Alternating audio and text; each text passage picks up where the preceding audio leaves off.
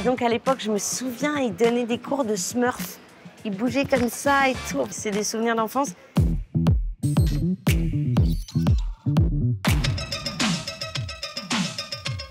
Bonjour les frères et sœurs, quelle joie et quel bonheur de se retrouver tous les dimanches, enfin, sur TF1. Oui, alors, si j'ai bien compris, il faut que le document qu'on me présente soit bien évidemment une petite Madeleine pour nous, qu'elle résonne particulièrement. Donc, j'ai choisi quelque chose de mon enfance, puisque je suis à l'affiche de Leurs enfants après eux de Ludovic et Zoran Boukerma. C'est un film qui se passe dans les années 90. J'ai choisi un programme de télévision qui passait plutôt dans les années 80, mais qui m'a beaucoup marqué, qui s'appelait HIP, H-O-P. Tous les dimanches, le hip-hop est à la une. Vous allez pouvoir l'apprendre, monsieur, et vous mesurez au meilleur hip-hopper sous l'arbitrage de Sydney. Et donc, c'était une émission qui était présentée par un animateur qui s'appelait Sydney, qui était extrêmement charismatique, qui était très sympathique. Et c'est une émission qui parlait, bien sûr, de hip-hop. Alors là, vraiment, c'est fresh, n'est-ce pas, les frères et sœurs? OK, on y va. Le hip-hop des années 80, qui était encore vraiment un genre de musique émergent. On tape les mains du soir au matin comme ça, bébé, sur TF1. Ce qui me plaisait dans ce programme, c'est qu'il y avait plusieurs disciplines, des artistes qui venaient faire des performances, pas forcément des artistes de hip-hop, parce qu'il y a eu Madonna, il y a eu Afrika Bambaataa. Tu l'as peut-être reconnu, c'est Herbie Hancock.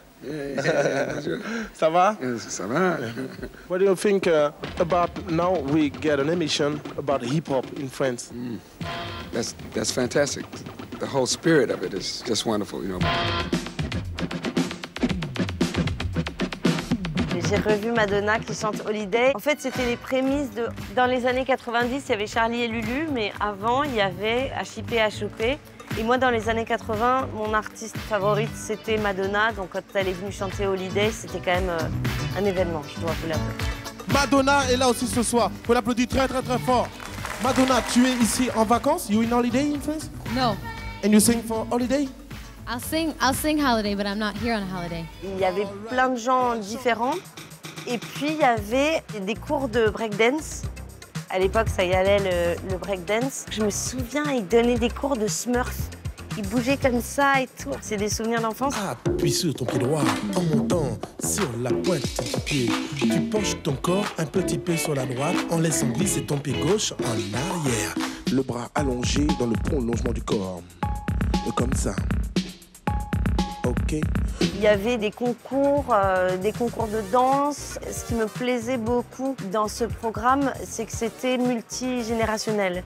C'est-à-dire qu'il y avait des enfants, il y avait des adultes, il y avait des gens un peu plus expérimentés. Et en fait, ça s'adressait vraiment à tout le monde. C'est-à-dire que ça s'adressait également aux adultes. On pouvait regarder ce programme en famille. D'où tu viens, mec? Porte de Montreuil. Porte de Montreuil. Attention, quel âge as-tu? 11 ans. Ce qui était intéressant, c'est qu'on voyait des gens de tous horizons, des gens des quartiers, des gens plus favorisés. Et il y avait quelque chose de très familial, c'était une espèce de communion autour de la musique, sans aucun a priori. C'était très festif, très ludique, et je trouve que c'est le genre de programme dont on manque aujourd'hui. Tu bouges les bras, tu mets le juice, tu bouges bien les bras. Move your hand, yeah.